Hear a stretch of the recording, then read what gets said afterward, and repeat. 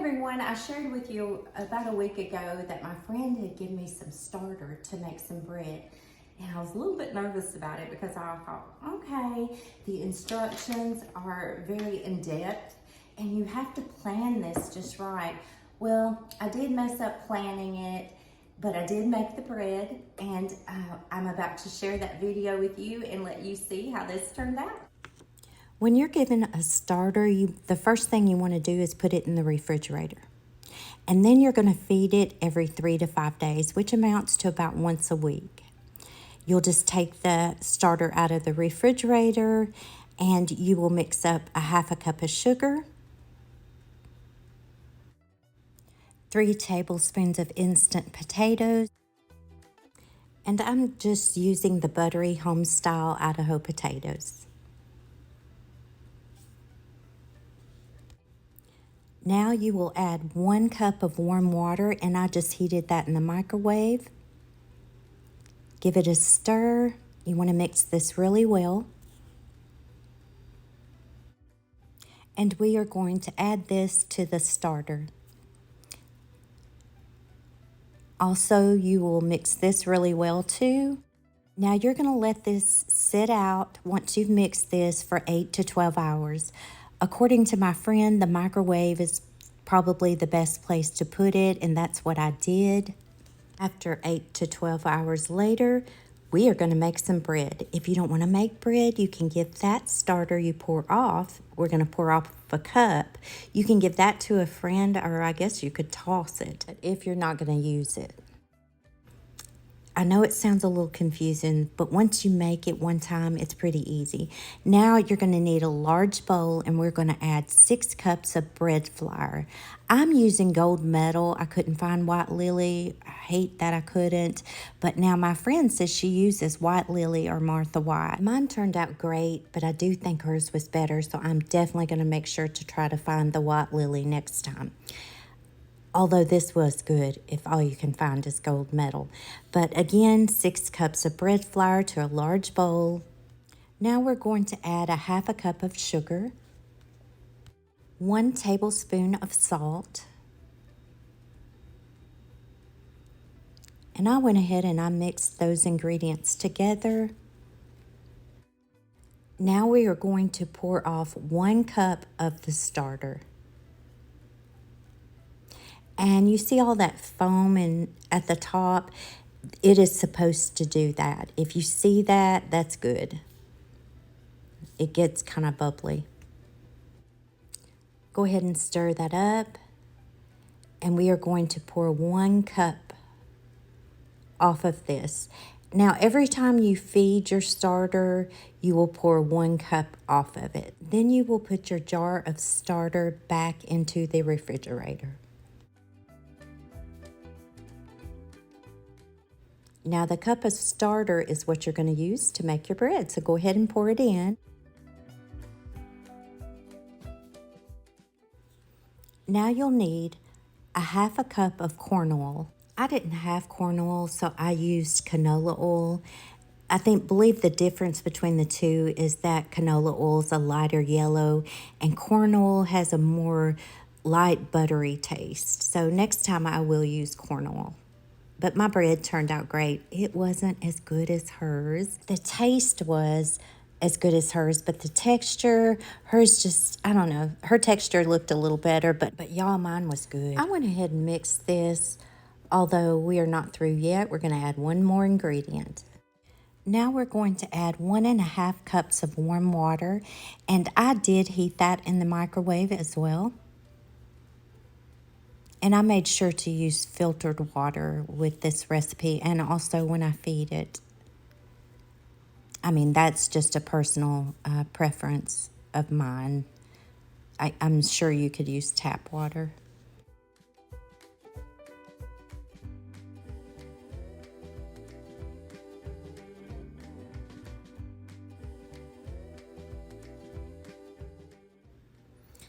Now we are going to mix this really well.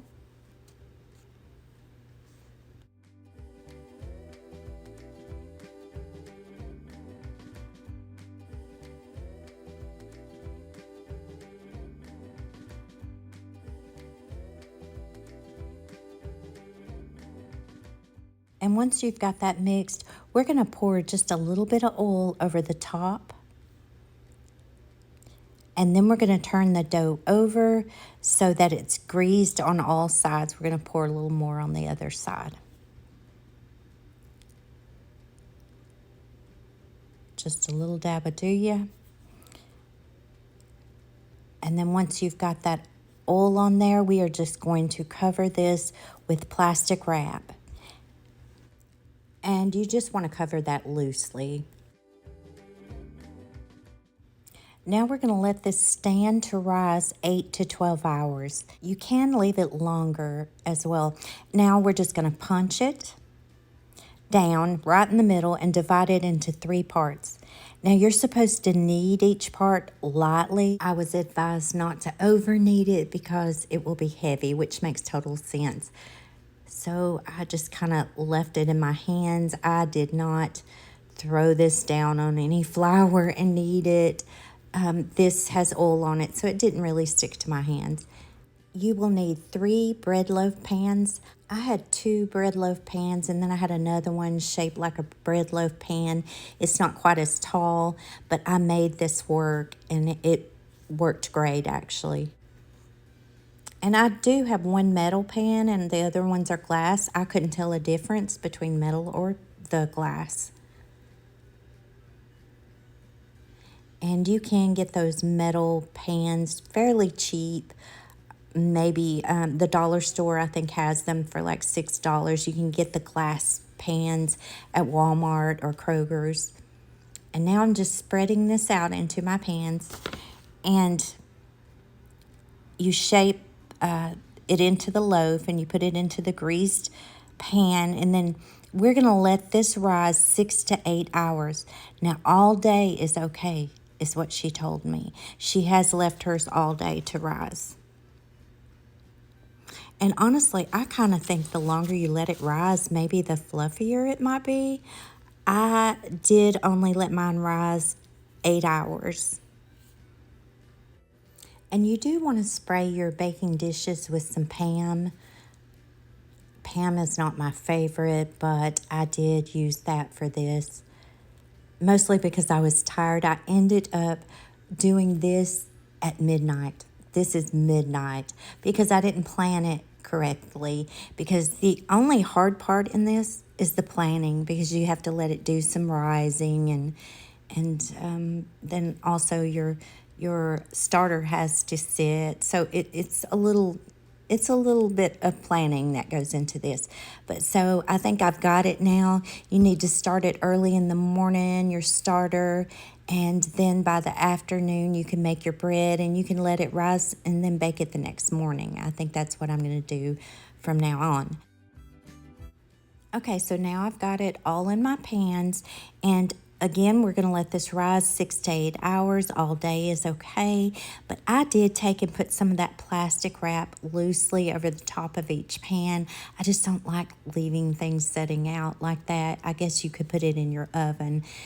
And here we are, 8 hours later, and it has risen. Now, when I went to pull my plastic wrap off of this, it did stick to it a little bit, and it did cause little tiny bubbles, but I popped them. And it didn't seem to make a difference in the way they looked once they were baked. You will need to preheat your oven to 350 degrees. Don't put it in there until it's 350 degrees. And we are going to bake this for 20 to 25 minutes. Now, I baked mine for 25 minutes, and voila, these look amazing, and it tasted so good. I am so thankful my friend gave me this recipe, because I've been wanting to make homemade bread for a long, long time this way. And you will always, just a little note here, you will always want to keep 1 cup of starter in a jar with holes in top in your refrigerator. And always use wood spoons and plastic bowls when making this, which I used a metal spoon, but next time I'll use a wood one. You can also purchase the storage bags at Walmart. I did. There were 300 of them for $3 and some odd cents. So that wasn't expensive at all. These are just gallon bags. And This is a great gift to give to friends, to family, to your church family. And one other note as well, if you want to do a starter, this starter recipe, I did look that up, how it's originally started, and I will post that in my description. But here is the full recipe as it was given to me. And a special thank you to my friend for sharing this with us.